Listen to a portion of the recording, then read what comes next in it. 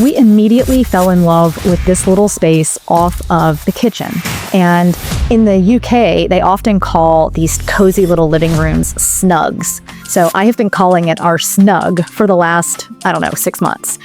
But one of the things that we knew was that we were going to have to do something to make it have a little more space for our furniture and for truly using it the way we wanted to.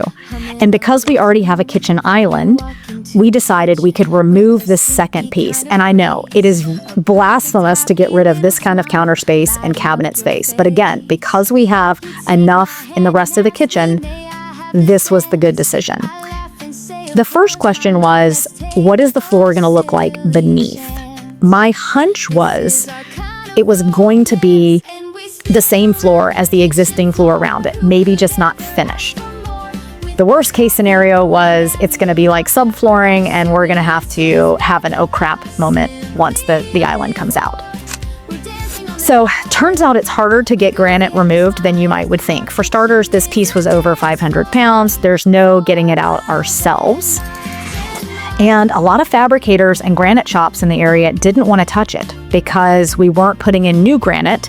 And apparently that's a thing. They could risk damaging your house. It might crack getting out. Finally found a team that agreed to come out, get it for us. They were wonderful. They started by just getting it loose from the cabinets underneath, and then they brought a dolly and special handles to get it out of the door. John then got to work busting up the cabinets, taking them apart. We actually ended up repurposing them in our storage space that acts as like a workshop under the house. So it was a win-win with that. And the best part is that the flooring underneath was the existing flooring around, just not finished. So we were not scrambling trying to find these Italian tiles from the 1970s or flooring, yada yada. That was amazing. So then I got to work, how am I going to finish these floors? The tiles, I did some research. The rest of the tiles in the room were pretty much just sealed. So we sealed those. Then came the wood. Well, fortunately, I know an amazing wood person. His name is Randy Stewart. He owns Randy Stewart Hardwood Flooring here in Charleston. And he has done multiple jobs for us in the past. Called him, sent him a picture, and I was like, listen, I know this is super tiny project, but I don't know what to do with it. Is this something that I can just stain and get shiny myself? He was like, absolutely not.